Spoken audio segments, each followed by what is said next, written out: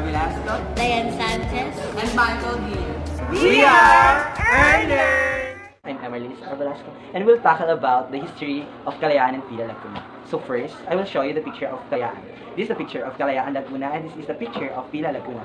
So now we will talk about the history of Kalayaan. So the history of Kalayaan is a mark posted in the municipal building of Kalayaan Ridge. On this site grew a coconut tree with 3 branches interpreted by our forebears as the future site of our municipal building. 3 branches being San Juan, Longos, and San Antonio. Today, the belief has been realized, but digging through historical records, it seems that the place is still made of the tree. 30 original recitals of Babaye, now Longos, and Abacao, now San Juan, and San Pablo, now San Antonio. Babaye got its name when the Spaniards came and found women washing clothes in the brook, and when the Spaniards continued their aim to conquer the land and the little north of Babaye, they saw a place where people tried abaca and named the place Abacao. The Spaniard claimed the mountains east of Babaye and named the village found there in honor of San Pablo. On March 30, 1946, Executive Order number 127, which ordered the transfer of the seat of government from Longos to San Juan, was signed by President Manuel Rojas. From then on, a part of San Juan became the poblacion, while Longos, San Antonio, and the rest of San Juan became its barangays. So, the history of Pila is, Pila, as early mentioned, was considered to be the center of trade and culture several centuries before the advent of Spaniard colonization. Archaeological finds in Pila represent considerable quantity of exquisite Chinese porcelains. Many of them were accordingly complete unknown in the Western collection, including vibrant figurines and scholar tools like miniature pouring vessels, brush washers, and writing implements used in art of calligraphy. The ancient Pilenos tempered their mercantile spirit with aesthetic and spiritual values, without neglecting the production and improvement of earthenware. Their accumulated works of art, which date back to dynasties of the Northern Song, 1960 to 1127 AD. The certain songs is 1127 to 1 century 80 AD. And the Yuan.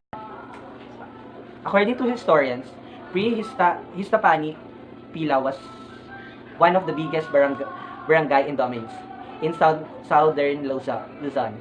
Its leader was not only the local chief but also the regional datu. The original territory once covered the presence of Morong, from which the town of Pilila or Pilang Morong separated in 1583. Baras separated from Morong in 1588.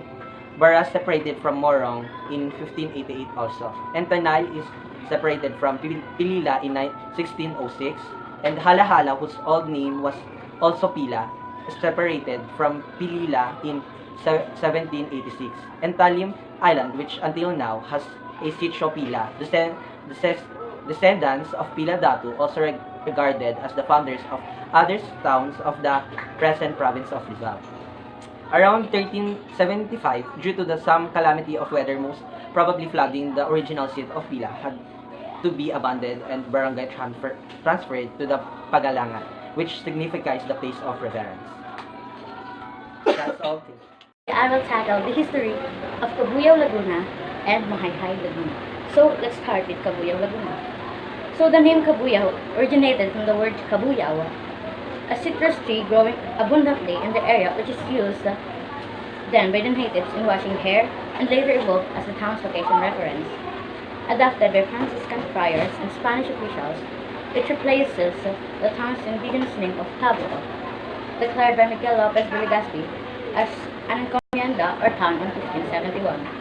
Cabuco was then the center of government, composed originally of barangays, Malabanan, which is now Binyan City, Santa Rosa de Lima, or the city of Santa Rosa, and Calamba.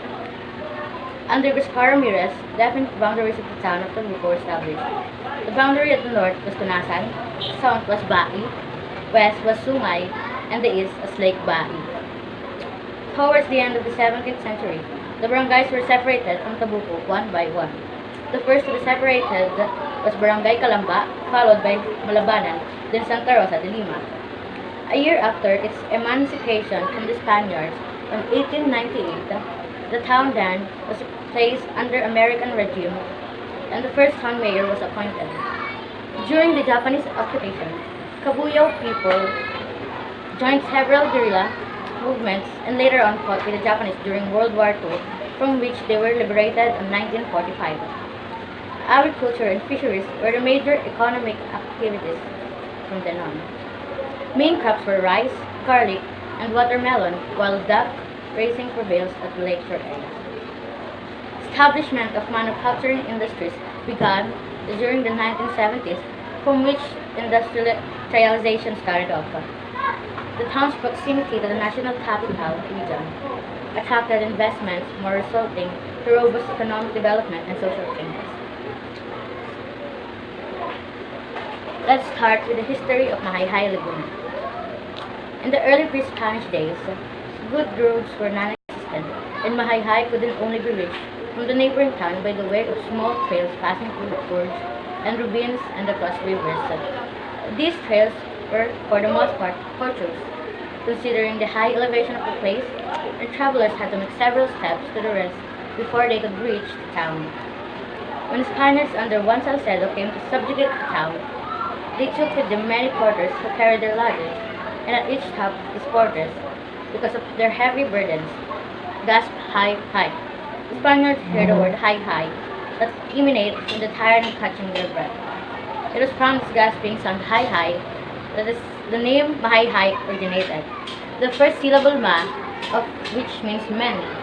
Some say that in the old days, to reach this town, one had to undergo many "Hi, hi." But don't forget to Like! and subscribe.